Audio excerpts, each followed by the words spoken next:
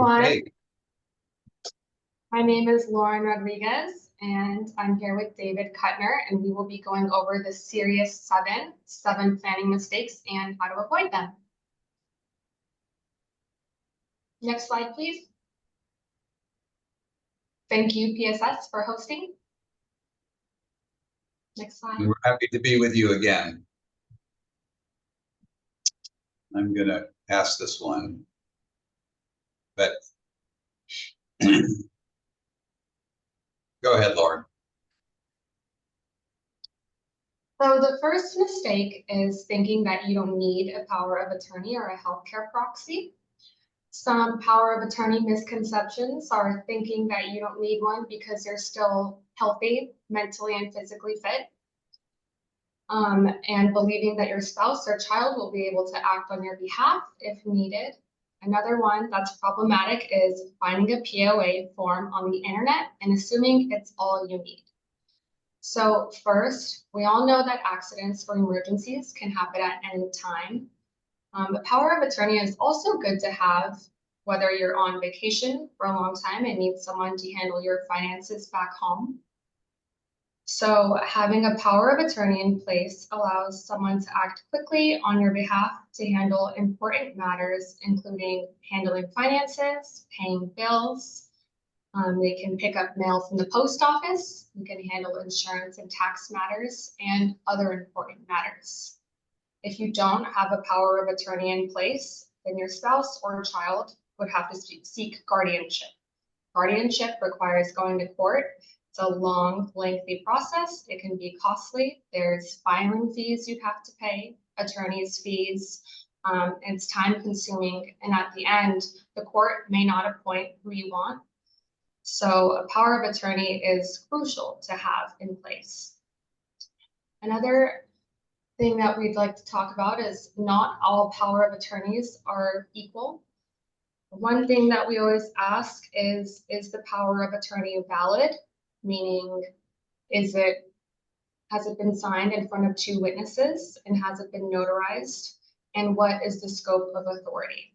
So a power of attorney can be very broad in scope, allowing your agent to do a variety of things, but not all power of attorneys are created equal. So we always recommend speaking to an attorney to make sure that it gives your agent the authority to do everything that they may need to do on your behalf. Another reason why it's important to make sure a power of attorney is valid is to make sure that if it's not valid, then banks or other institutions may not accept it. So that means that your agent would not be able to act on your behalf. So it's very important to have one in place.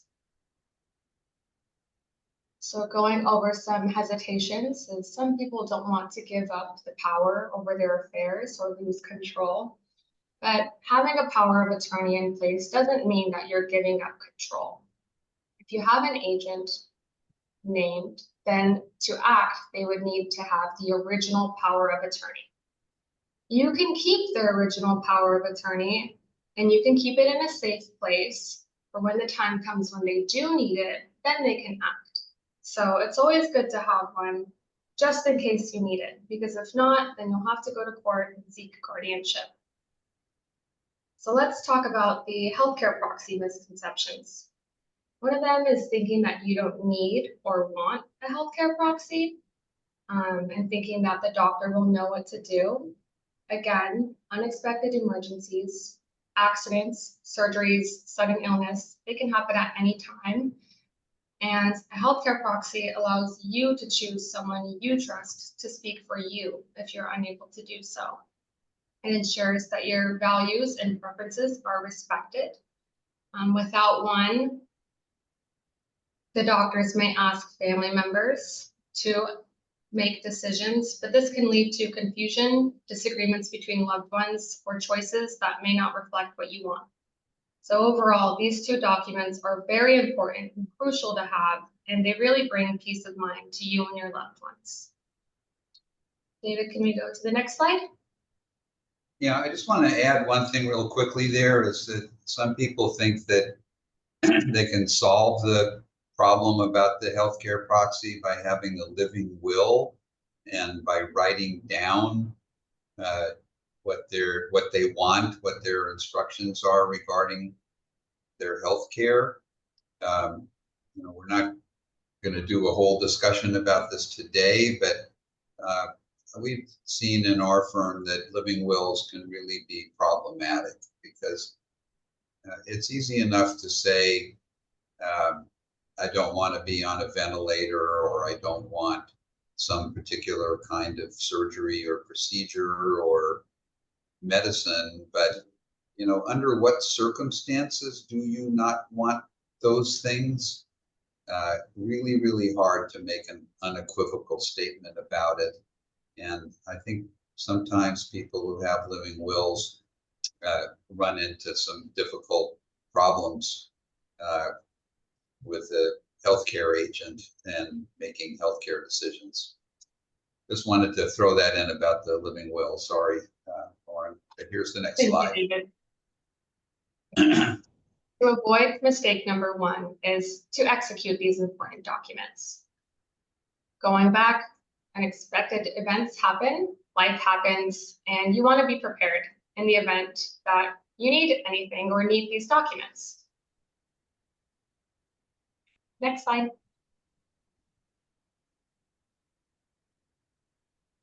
Okay, so the New York statutory power of attorney allows you to appoint one or more agents to act jointly or separately. You can also appoint a successor agent if your primary agent is unavailable. And your agents are required to act according to your instructions listed in the power of attorney. If there are no instructions, then they must always act in your best interest. Again, if you lose capacity or if anything happens, this document is vital for managing your affairs and obtaining long-term care if needed. This power of attorney can be very broad in scope or narrowly tailored to whatever you need. We, in our power of attorneys, I believe we have 3 pages of additional modifications that really give a broad scope of authority, and just in case your agent needs to do anything, it's there. David, can we go to the next slide? So a healthcare proxy, you can only appoint one agent, but you can also appoint an alternate agent in case your primary agent is unavailable. And again, this document is very important to make sure that your wishes are understood and your agent will respect your wishes and do what you want. Can you go to the next slide?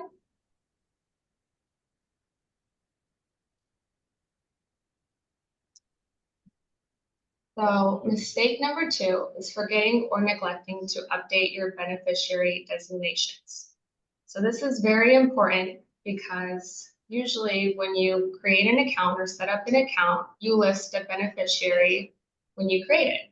But the thing is, no one goes back and updates this as life goes on.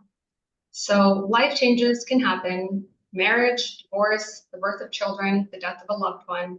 All of these can affect who you want to include or exclude in your will or beneficiary designations. Also, changes in financial situations or relationships may require adjustments to these documents. It's important to remember that beneficiary designations on accounts like life insurance and retirement funds override your will. So keeping these up to date is really important. For example, if you have your daughter listed on your life insurance policy as a beneficiary, but in your will, it states you want your life insurance policy to be equally distributed to your 2 children. Well, that's not going to happen. The life insurance policy is going to override that, and it's going to go to your daughter instead of what you requested in your will. So this is why it's very important as time goes on to check these documents and make sure that it's up to date in what you currently want.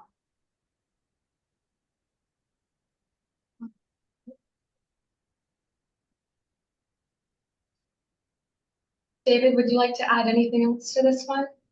Oh, actually, Lauren, sorry, I'm going to interrupt here. I have a question, sorry, going back to the power of attorney. Someone asked, can your spouse be the power of attorney? And if so, do you need a document that says that? Your spouse can be your agent under the power of attorney, and the power of attorney document would reflect this, yes. But it does need to say, you do need to have a document that names your spouse as your agent. Yes. Yeah.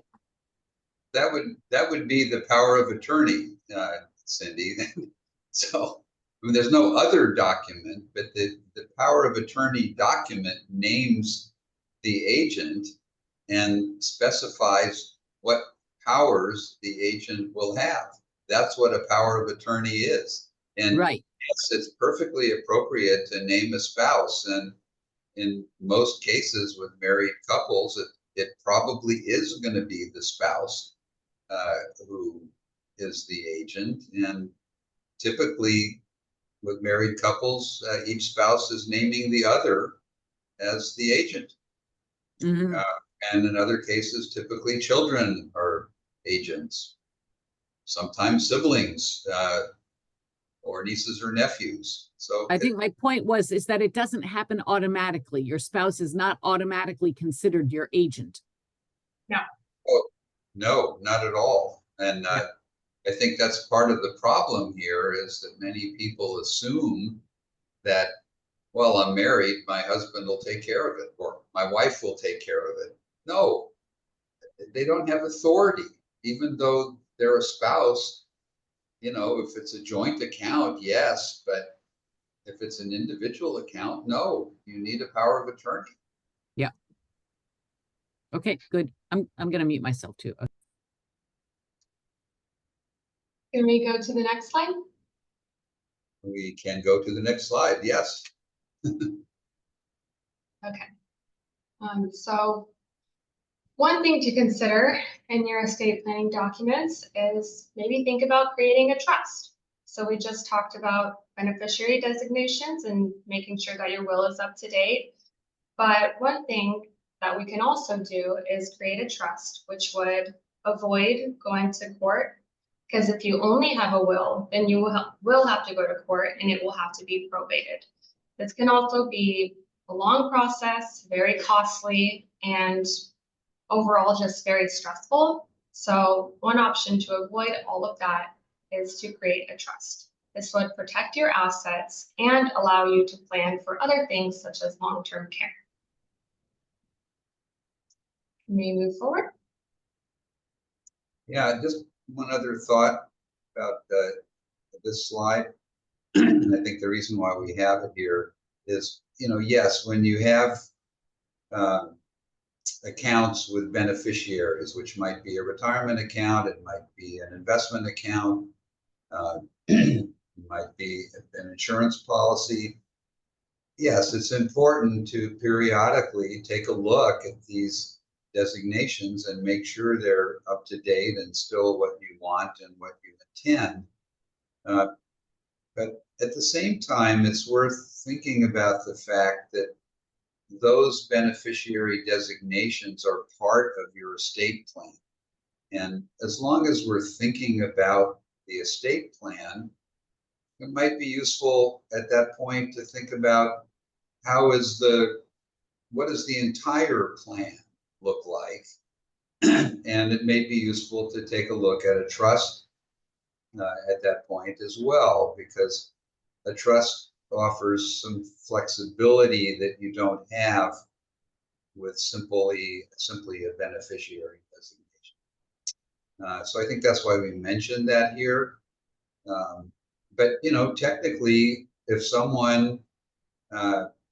the entire estate consisted of accounts and property with beneficiary designations, that's an estate plan, and it keeps everything out of probate. Typically doesn't happen that way, but it really is important to look at these beneficiary designations and make sure they're correct. I mean, we see situations all the time where the beneficiary is deceased, It's a ex-spouse instead of the current spouse, things like that. So this is an important area. Okay, moving on. Thank you.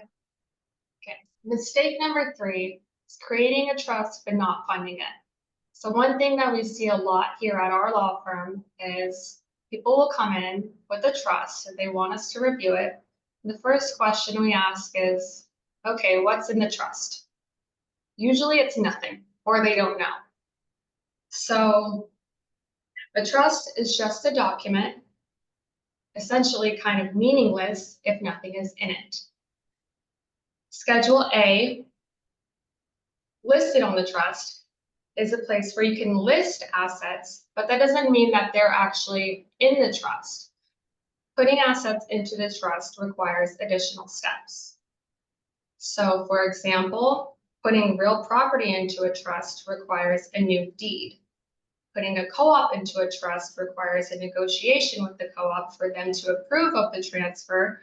Then a new share certificate and proprietary lease is issued. If you want to add personal property into a trust, like jewelry or artwork, we would do an assignment of ownership. And this shows that the trust owns the personal property, and then this property will be distributed according to the trust terms.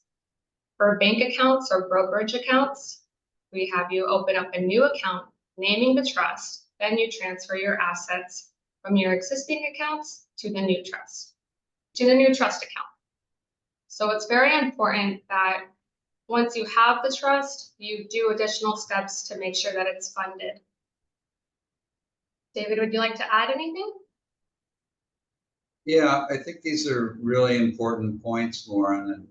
And the first one, you really need to understand that a trust only controls the assets that it owns.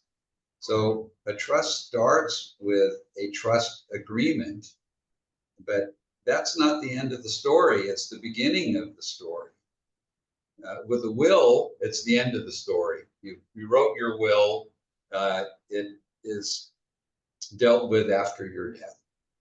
But a trust only controls the assets that it owns. So if you don't put anything into your trust, the document, the trust agreement, is meaningless.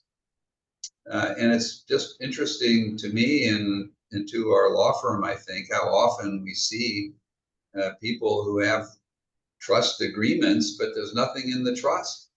You know, that's just a complete waste of time. So funding a trust is just so important. If you're not going to fund it, there's no point in having it. You're just wasting your time. And as you were pointing out, Lauren, that every trust has a Schedule A, which lists the assets in the trust. And I think a lot of people are confused about the fact that, you know, if it's listed on Schedule A, it's in the trust. Well, it might not be in the trust. You know, if there's no deed, then the real property is not in the trust, even if it's listed as being in the trust on the schedule. So it requires all of those extra steps, as you pointed out, Lauren. I just wanted to emphasize that. Okay, so let's move on to, I guess we already talked about this, right? Did you want to? Yeah. We can talk, yeah, okay. Did you have further comments? I was just gonna talk about insurance policies. So for insurance policies, we would change the owner to name the trust. You could also list the trust as a beneficiary. Retirement accounts cannot be transferred to a trust. Instead, you would name a beneficiary. Would you like to add anything to that, David? Yeah, well, sometimes people think about the retirement account and they'd like to move those assets into their trust, but which can be done, but you have to distribute the assets out of the retirement account first, and then you can transfer those assets to the trust. But you will pay income tax first, because every time you distribute something from a retirement account, you're going to pay income tax. That's just not avoidable, and you cannot move the retirement account itself into a trust. So there are cases where it makes sense to distribute assets out of the retirement account and then move the net proceeds into your trust. But that's kind of a rare case. It really is not a good reason to do that most of the time. So it just depends on what the individual circumstances of the client may be.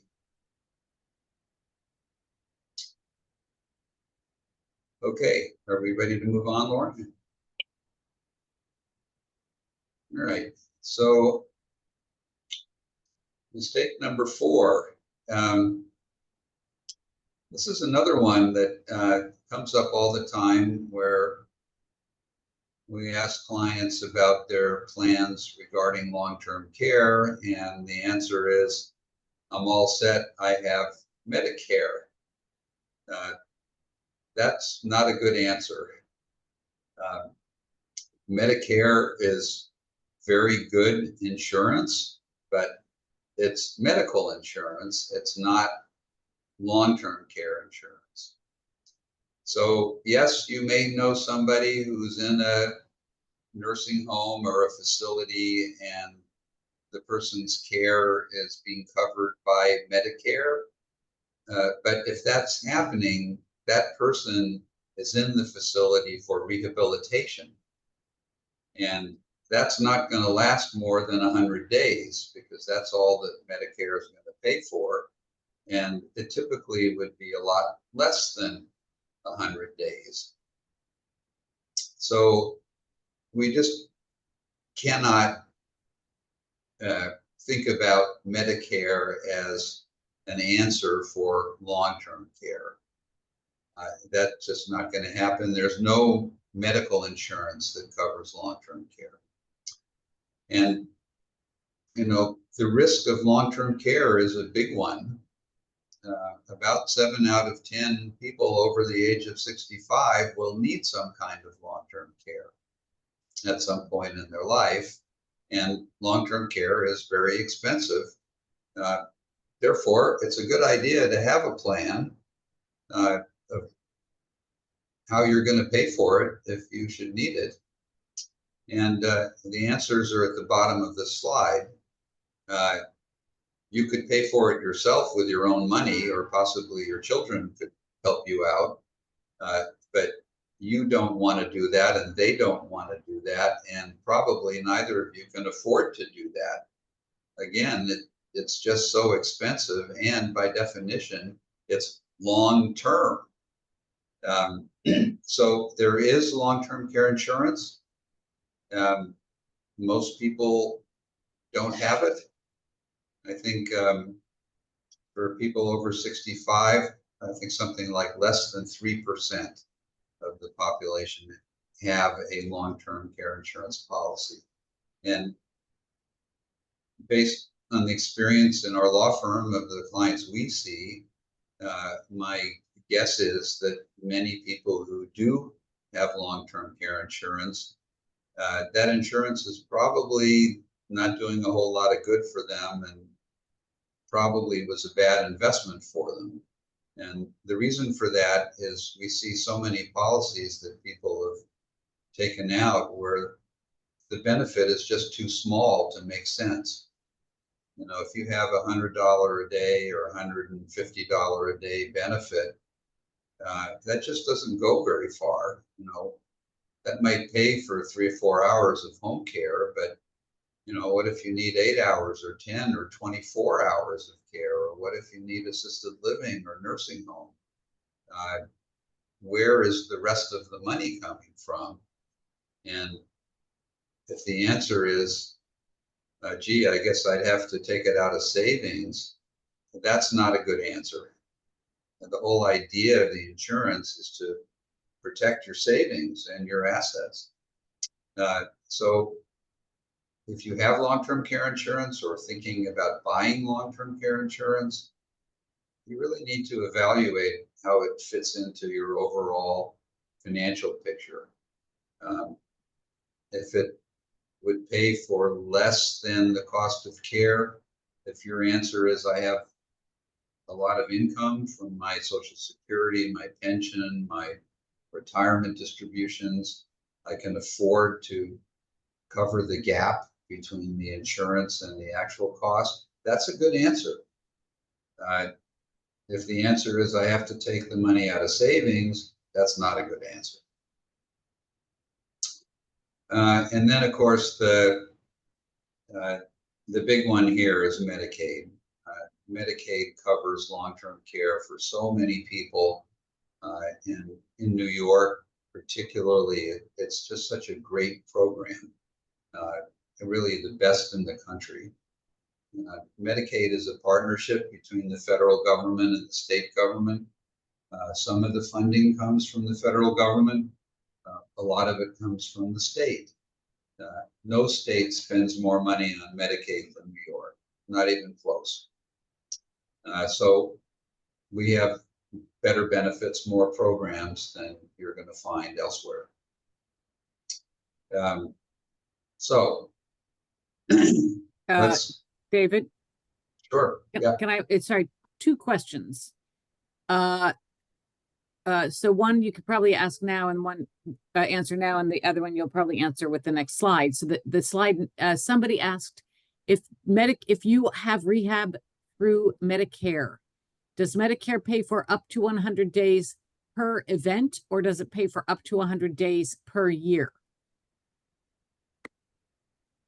Well, it's basically for, sorry, for the event, but, you know, if you go back again too soon, they'll consider it a continuation of the same event.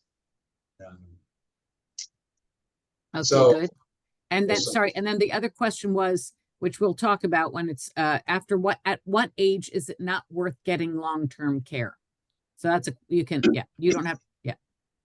Well, you know, I think the issue with long-term care is, you know, can you get through underwriting? And they're going to look at how old you are and what your health looks like.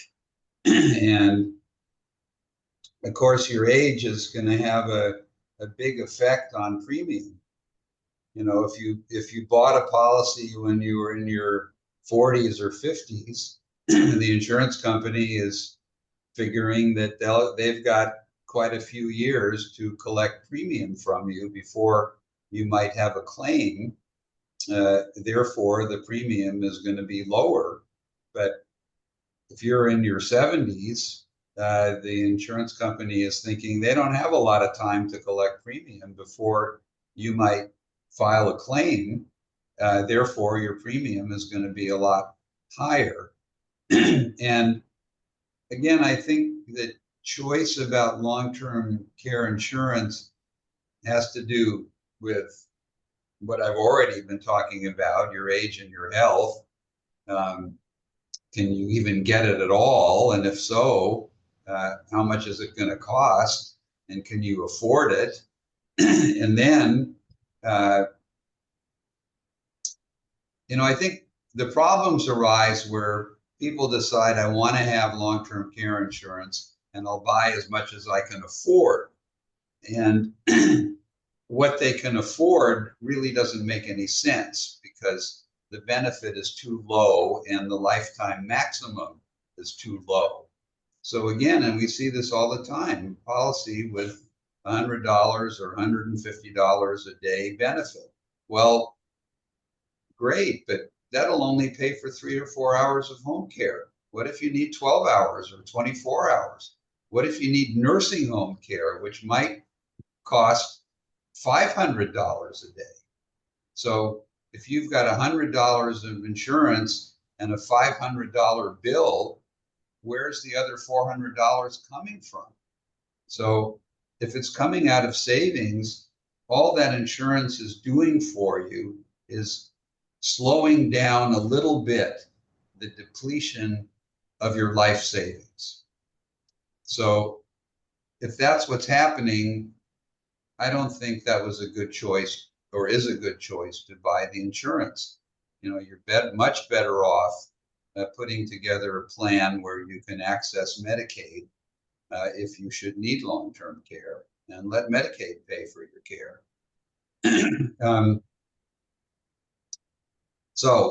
Is that answering the question there, Cindy? Yes. Okay, so I think that long-term care insurance is worth looking at. It may make sense for you, but hopefully you have a insurance broker, or you seek advice from somebody who can help you evaluate what is available, what's affordable, and whether it makes sense for you. Perfect. If not, yeah. If not, I would seriously recommend having a consultation with an elder law attorney and learn about what options are available to you regarding long-term care. It's very worthwhile knowing about Medicaid and how that program can pay for your care, whether you're at home or in assisted living or in a nursing home. So just, you know, knowledge is power. Find out how does it work?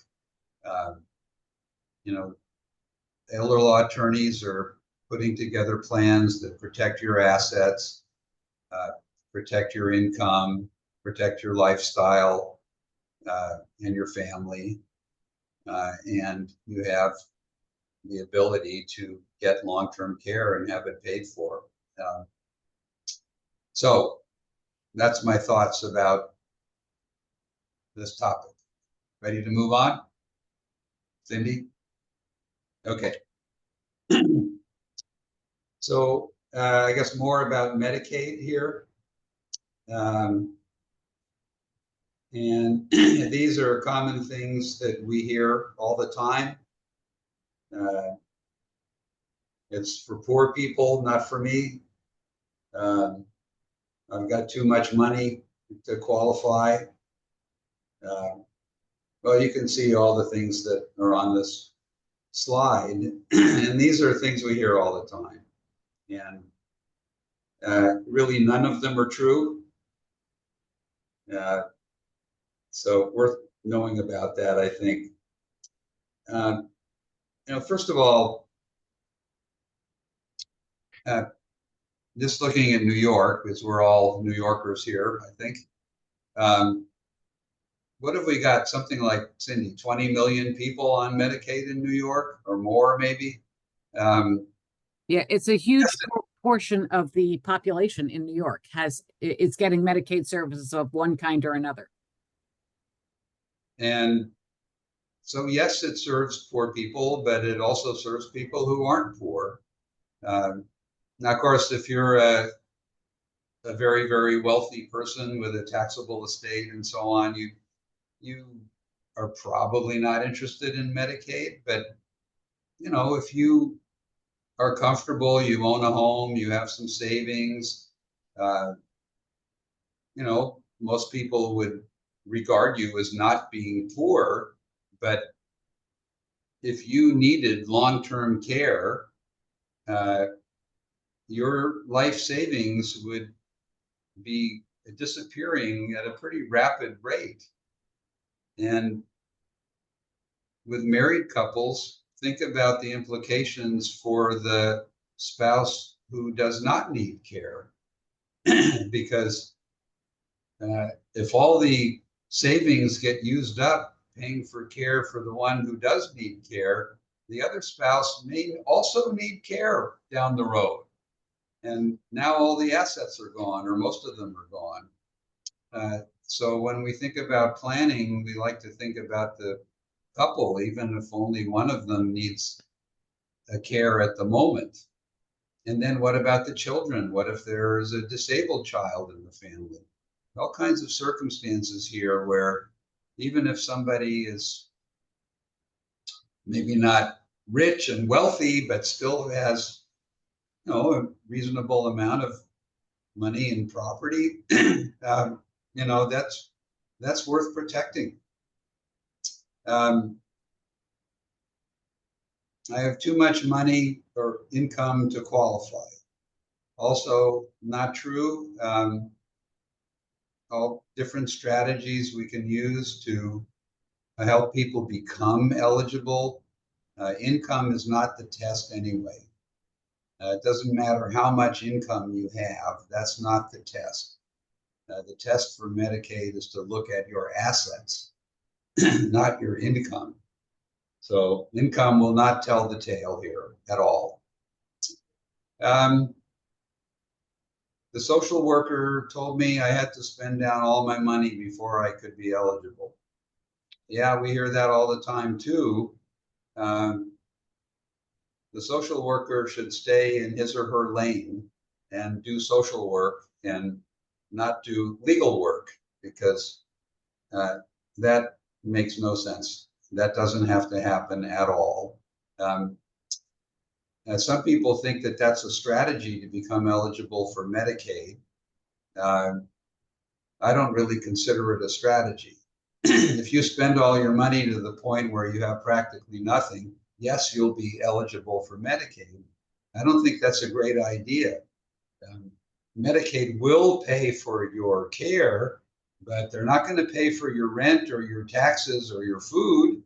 So, you know, if you're living at home and you need an aide in the home, it'll pay for that, but your living expenses are on you. I never really thought it's a good idea to spend down all your money. You don't have to. You know, maybe you'll transfer the assets that you have to a family member, or maybe you'll put those assets into a trust, or maybe you'll do something else that will help you become eligible for the Medicaid program and still be able to benefit from the savings and assets that you have created during your lifetime. And then the last one on this slide that we also hear all the time is somehow Medicaid is second class, that the care that I get is not going to be very good. I'm going to get the poor home aides, not the ones that I would get if I were privately paying, or I'm going to get into a lousy nursing home, not a good one. All of that is just wrong. Okay, so all of the providers of long-term care, all of them, whether they're home care agencies, whether they're assisted living facilities, whether they're nursing homes, all of them are private business. None of them are owned by the government or operated by the government. So if it's a quote unquote Medicaid aid, what that means is the particular agency is willing to accept payment from Medicaid. They also are willing to accept private pay, but if they'll also take Medicaid pay, then that's fine. But the aid you get, you know, they don't divide their aids and say, okay, these are the lousy aids, we'll give them to the Medicaid people. Look, if you have an aid that you don't like, it's probably just not a good fit. And you can call that agency and say, look, this aid is not a good fit. Could you please send somebody else? And I think pretty much they'll always do that. Now, you know, if you're calling them every week to tell them that, then, you know, I couldn't guarantee it, but you know, if it doesn't start out right, you can ask them to send another aid. The nursing homes, all of them accept Medicaid, all of them accept private pay. I don't think any of them would survive without Medicaid. Probably the majority of their patients and residents, maybe the large majority, are covered by Medicaid. Assisted living is a little bit different. You do have a pretty big group of assisted living facilities that I guess we could put on on the luxury side that do not accept Medicaid payment. And then you've got a list of facilities that do. They won't necessarily be as luxurious, but it doesn't make them bad places. We've had many clients in facilities that accepted Medicaid, and I've visited most of them myself. I thought they were all perfectly acceptable. And also, as I say to clients very often, is you really need to try to look at this place through your mother's eyes or your father's eyes, because what they're seeing is not what you're seeing. What makes a difference to you may not be making any difference at all to them. You may want to have a private room. They may just be just as happy to have a shared room and have a neighbor. So need to be cautious about that as well. David? Yeah. We have two Medicaid planning questions. I don't know whether it makes sense to talk about them here or at the end, because they're a little bit more in depth. So the one question says, are accounts that you need to take an RMD from considered assets by Medicaid? And if you own nothing, but basically the question is, what does Medicaid in New York City consider an asset? And the other question regards possible cuts to, the changes that are happening to Medicaid. What will happen to nursing homes and home health aides? Okay. So I don't know if you want to answer those here or now or later, but yeah. No, let's answer them while we're here. Okay. The retirement account, excuse me, the retirement account, if it's in payout status, it is not a Medicaid resource. It does not get counted in determining your eligibility. So in payout status means you're taking at least your required minimum distribution. So for many people, you're waiting until you're 72 or 73 to start taking your required minimum distributions. You can start them earlier if you're younger and you're starting looking for Medicaid. Excuse me, you're probably going to turn on your RMDs and start taking your distributions, your minimum distributions at least, and that puts the retirement account out of the Medicaid resource category. It doesn't get counted as an asset, right? And what assets are counted? Anything financial. So obviously checking, savings, investment accounts, mutual funds, cash value of life insurance, anything where there's money, right? Real properties, co-ops, timeshares. What basically doesn't get counted as tangible personal property. No one's going to look at your stamp collection, your jewelry box, your garage, stuff like that. I'm not saying they couldn't do that, but I've never seen a situation where Medicaid wanted to look at tangible personal property. So where are we going with Medicaid today? I know a lot of people are concerned about what the current administration is doing and the bill that's currently in front of Congress, where they're talking about major cuts to Medicaid. Not good. I can't say that any of us should be happy about that.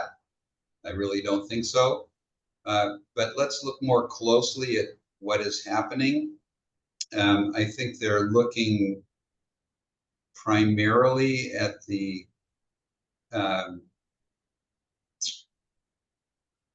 sort of the medical insurance under Medicaid for people under the age of 65. That's where they're talking about the work requirements and so on, and where they want to really impose some major cuts. I mean, certainly they're not going to ask people in nursing homes and who are receiving home care that they should get a job. I mean, that makes no sense at all. So I think the cuts are coming more on what's called the enhanced Medicaid, which is the medical insurance. And the other thing to be aware of here is the state component, because so much of our money for Medicaid, at least in New York, comes from New York State. And think about the implications for cutting Medicaid long-term care. It's not just about taking care of people who are old and sick. Think about all the jobs and all of the companies that are involved in providing health care. I mean, it's everything from the contractors who build the buildings, the ones who provide the medical equipment, the insurance, the linens, the laundry, the food, the groundskeepers. I mean, it's absolutely endless, the number of jobs and the economic impact that long-term care and Medicaid have on our economy here. Personally, I really don't think we're going to see any major issues here for our Medicaid program. I really can't believe that New York State is ready to basically destroy our state economy by cutting these programs. I just don't think so. And I really haven't seen any indication of it. I think that the cuts, if they come, it's more going to be the enhanced Medicaid for people under 65, and those people, and there are millions of them who are relying on Medicaid for their health insurance. Anyway, that's about what I'd have to say on that topic. Anything else? Nope, all right. Not for now. All right, so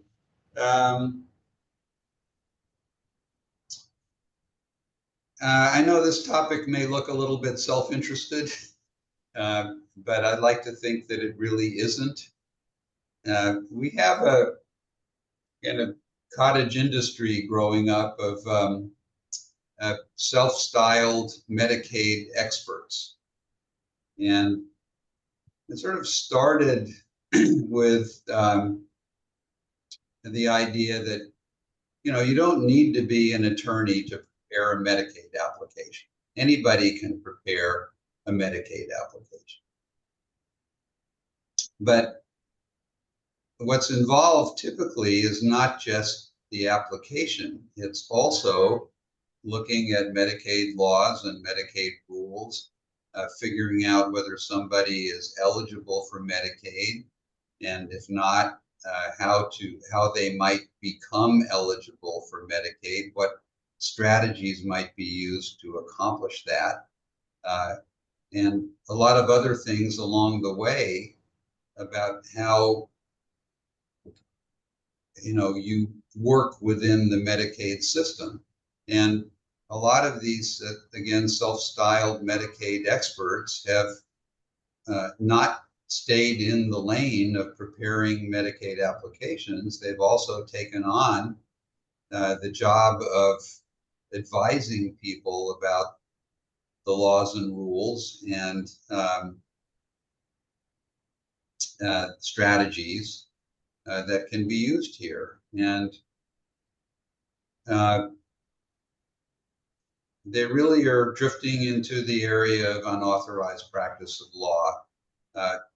There's a lot of complex stuff going on that they're frankly not well equipped to deal with. And we see the consequences of that from time to time, and clients come to us with situations where they've been advised to do something by a Medicaid expert that turned out to be not a very good idea. Let me just give you one concrete example that we've heard a number of times, sometimes with bad consequences. So somebody goes to again, one of these Medicaid experts to prepare the Medicaid application, and they own a home, and there's a concern about the home. Is that an asset that Medicaid is going to count? Is it going to make me ineligible? Is it going to cause a problem? And they're told, don't worry about the home, it's exempt. Okay, well, there's some truth to that statement. If you are living in your own home and you own it, and your equity is less than $1,097,000, it is exempt, an exempt asset, as long as it's your primary residence. But in many of these cases, the Medicaid expert neglected to tell the person, the other part of the story, which is what happens once that home is no longer your primary residence. And we know with an absolute 100% certainty that a day will come when the home is no longer your primary residence, because maybe you moved in with your children and not living in your own home anymore, or maybe you moved into an assisted living residence, or maybe you needed to go into a nursing home, or maybe you died. Any of those things happen, that home is no longer your primary residence. And once it's no longer your primary residence, it loses its exemption. And when that happens, Medicaid has a right to put a lien on your home and ask for reimbursement of all the money that it has spent on you, or make a claim against your estate to be reimbursed. Or if you're going into a nursing home, to declare that your home is a Medicaid resource and therefore you're not eligible for Medicaid anymore. So all of these not so great things can happen once the home is no longer your primary residence. So we have seen on several occasions, and I know some of our colleagues in elder law practice have seen the same thing, where clients were taken completely by surprise because they understood that their home is exempt, and that's what they relied on. So that's what happens when you get bad advice. Bad things happen. And frankly, the so-called Medicaid expert just does not have the training that lawyers do. I mean, come on, there's a reason why we went to law school and took the bar exam and have continuing legal education and have to renew our licenses every 2 years and are subject to rules of professional conduct and so on. There's none of that for the Medicaid expert. Just, hang out your shingle. I'm a Medicaid expert. That's fine. I'm a high school graduate. I'm ready to do this. And that's what we see. Anyway, I just don't think it's a good idea.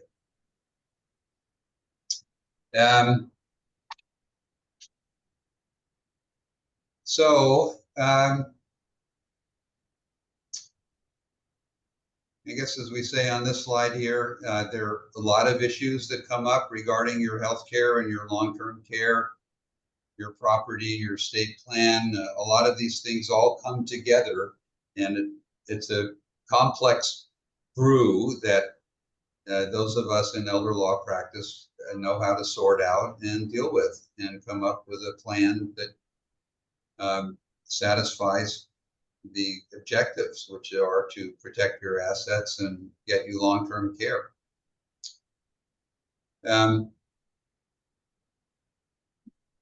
Also, when you don't know what you're doing and applying for Medicaid, there's a whole process. You know, when you file the application, it goes to a caseworker.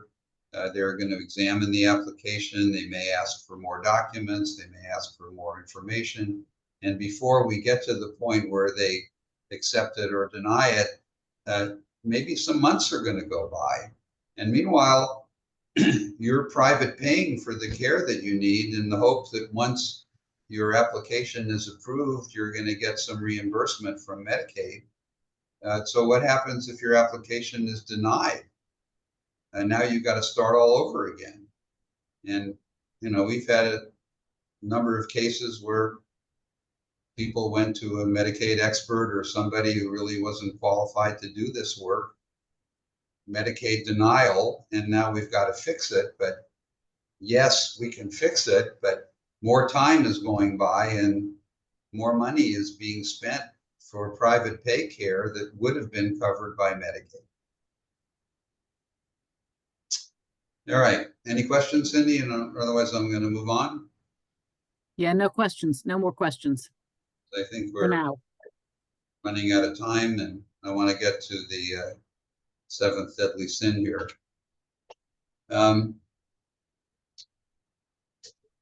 Well, we're all good at putting things off, aren't we? And of course, this is an easy one to put off. Yeah, okay, I know I have to do an estate plan. I know I have to plan around these things, but I'm still in good health, and you know, I'm only 60 or I'm only 65 or whatever I am. I can wait, you know, we'll get to it. Again, oftentimes the best plans are the ones that are done in advance and well in advance. Yes, we can deal with the crisis situation, and yes, we can get a good result, but it might not be as good a result as if we had gotten an earlier head start on it. And you know, for all of us, we're all exposed to accident and injury and illness that we're not expecting or anticipating.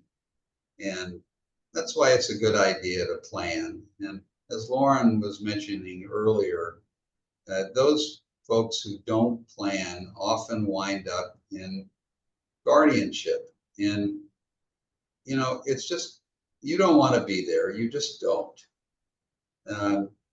You know, you're paying the court fees, you're paying the court evaluator fees, you're paying the expert witness fees, you're paying the legal fees. You know, everybody is is being paid by you, and they're all there to determine whether you are in fact incapacitated. And if you are, then the court will appoint a guardian. And the guardian might not even be someone who you want to be your guardian, but it's not your choice anymore. Would have been your choice if you had done a power of attorney and a healthcare proxy, because then there would not have been any guardianship proceeding. But you know, you didn't get around to doing that, and now it's too late. You know, we also have the nursing home issue, and I know nobody wants to go in a nursing home, but if we want Medicaid, we have to deal with the 5-year look back. And what that means is when we file our Medicaid application and we're asking Medicaid to pay our nursing home bill, which by the way might be somewhere between $15,000 to $20,000 a month, and Medicaid wants to take a look at what we've done with our money for the past 5 years. And if we have transferred money out of our name to a trust or to a family member or a friend, we will be ineligible for a period of time. And that will be very costly. So those folks who, you know, get ahead of things by doing their planning well in advance, if they don't need nursing home care within the subsequent 5 years, they put themselves in a position where if they do need nursing home, Medicaid will pay for it and they won't have a period of ineligibility. So, there's also the fact that these laws and so on are changing all the time. And sometimes in a way that's not as good as we would hope. May not be as favorable tomorrow as it is today. So take advantage of the opportunity. Don't wait. So I guess that's what I have to say here. And I think this is the last slide. I know we're out of time. Don't forget your advanced directives, as Lauryn was talking about. Your planning is a project that takes some time. It takes some careful thought and consideration. Do it when you can really focus your attention. Let's be thoughtful. Let's come up with a good plan. You'll get a better result. I think that's about it. Think about your spouse and your children also. You don't want to use up all the money on one person and leave the others in a bad place. So as we say here, the sooner the better, and no time like the present. And a couple of other questions, if you have time, if you have a minute. I have time. Number one, do you think New York may implement a look back for home care? So that you might want to just, that's the eternal question.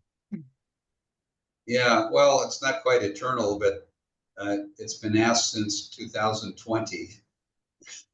And it feels eternal. Well, our legislature did come up with a plan to enact a 2.5-year look back for community Medicaid. It has never been implemented. It has been delayed over and over again, multiple times. And, the last time it was delayed, they said, well, 2025 will look at implementing the community look back. I really haven't heard anything about it recently, and this I is actually just checked the other day, and I just checked yesterday, and there's been nothing. There's been nothing. I think my guess is that they're wrestling with the changes to the CDPAP program, and they just have no bandwidth to think about this. My own personal impression is that we're not going to see a look back for community Medicaid. Medicaid's been around for decades. We've never had one. I think that internally, Medicaid is totally unequipped to deal with a look back for community care. They would really need to hire a lot more people and give them a lot more training in order to even be able to deal with all the applications they have if they had to take a look back into account. I don't know. I just don't think it's going to happen. I mean, it's out there, and again, they've been talking about it for 5 years, but nothing has happened. Yeah. Okay. And so then there was one question, which is a little bit in the weeds, which was talking about if you take an RMD, does it, one second. Where's the question? If you take your RMD, can you deposit the RMD into a trust if you're getting Medicaid services? So that's a little bit more in depth than we went into today with Medicaid. But do you think you have time to answer that? Well, okay, so when you receive that RMD, your RMDs are going to be treated by Medicaid as monthly income. You know, even if they're only distributed once a year, Medicaid's going to divide by 12 and attribute 1/12 of it to your monthly budget.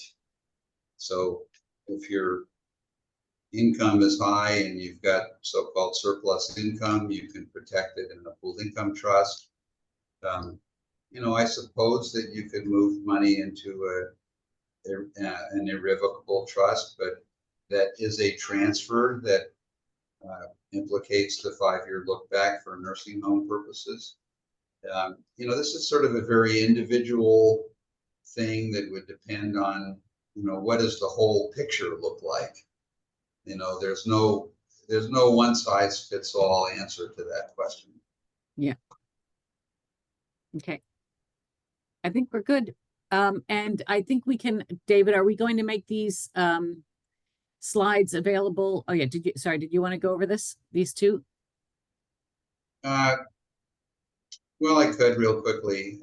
Yes, we will make the slides available to those who would like a copy. So, you know, when we're thinking about long-term care planning, we want to make sure that you have access to the care that you need, and we'd like to protect your assets and your income against the cost of long-term care, both for yourself and your family while you're alive, and also to protect your estate. And we can do all of that at the same time. And I think this is a really good question for everyone. You really want to have a plan regarding long-term care, again, because the incidence of need is so high, 7 out of 10 people, 70%, and the cost of it is so high. So it makes a lot of sense to have a plan, and that plan can be integrated with your estate plan. So it's protecting you during your lifetime, and it's protecting your estate at the same time.